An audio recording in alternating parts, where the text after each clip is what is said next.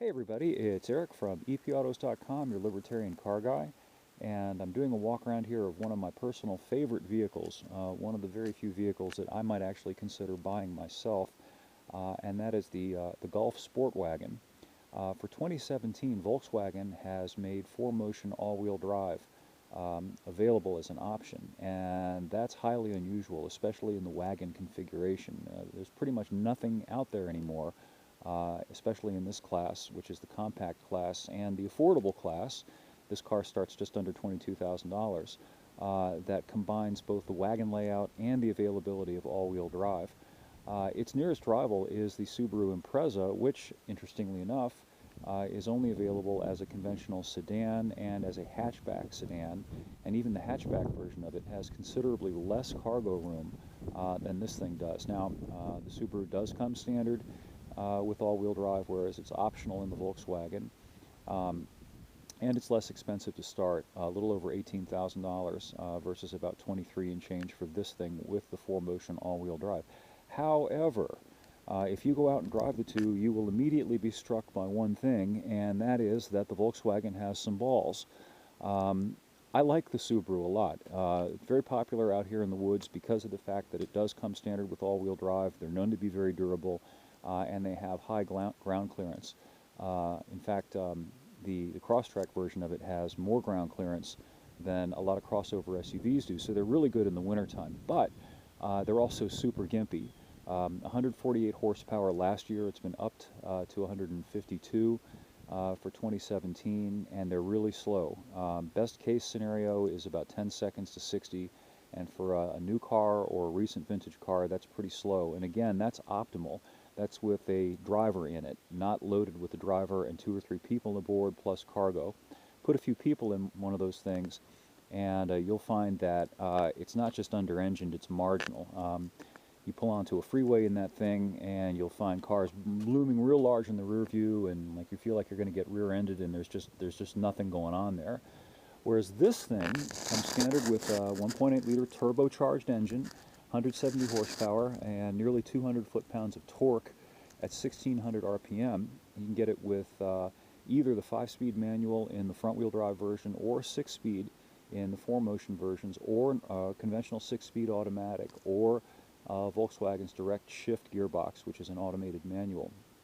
Regardless of which transmission you get, this thing hauls the mail. It'll do 0 to 60 in the mid-7s, which is 2.5 to 3 seconds quicker than the Subaru, and that is a big difference. It might not sound like a whole heck of a lot, me just talking to you about it here, but out on the road, it's a big deal. It's a big difference. So this thing's got reserve power on tap, much more fun to drive, also much better in the corners if you like to corner. Nothing wrong with the Subaru. The Subaru will be a perfectly fine companion for just driving along at about the speed limit, but if you feel like really driving the car, you'll find that this thing's a whole lot more enjoyable to drive. And it's practical, and let's look at some of that stuff real quick. Okay, first you got this wagon layout with a really low load floor. You probably can't tell from here, but it's only about 28 inches off the ground, and you've got about a 40-inch opening right here. And I wish I'd thought to do this video the other night. I hauled down to my soon-to-be ex-wife's place the enclosure that I'd built for our tortoise, which is now her tortoise, and that enclosure is 4x4, and I got it in here along with its top and along with the table that it sat on, and the legs of the table. I had to take those off, of course, and several boxes of tortoise-related gear, and no fuss, no muss. I got it in there with plenty of room to spare. As you can see, I left the second row folded, and I did not have to push the passenger front seat forward or lay it down to do that. I could not have done that in an Impreza or a Crosstrek. It just wouldn't have been possible. So, extremely super practical. Very cool. Just a few little niggles. Let me show you a couple of them, and then I'll tell you about one of them, which isn't Volkswagen's fault. Okay.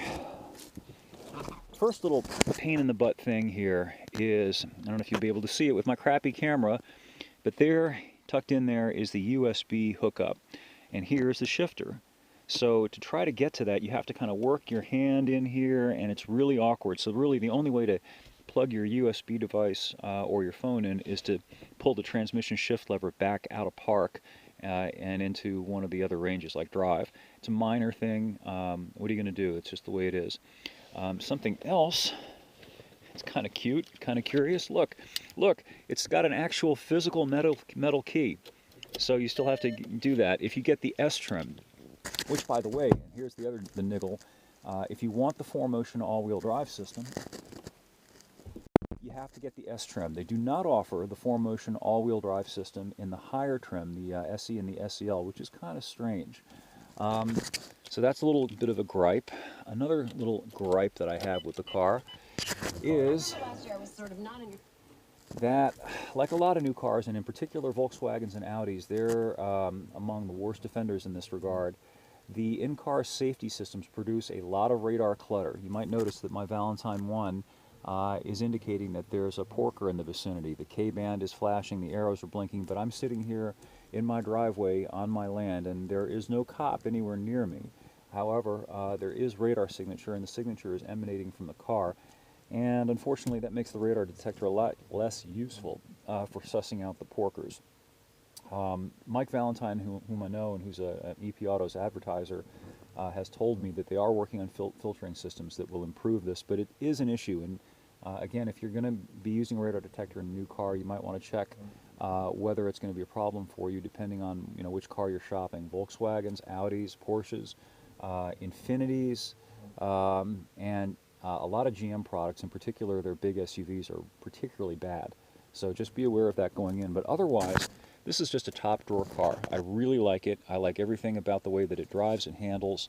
I like the usefulness of the thing. The one thing that's unfortunate and sad, and it's not Volkswagen's fault, is that you can't get the excellent TDI engine in this thing or any other current Volkswagen because of the whole cheating fiasco thing.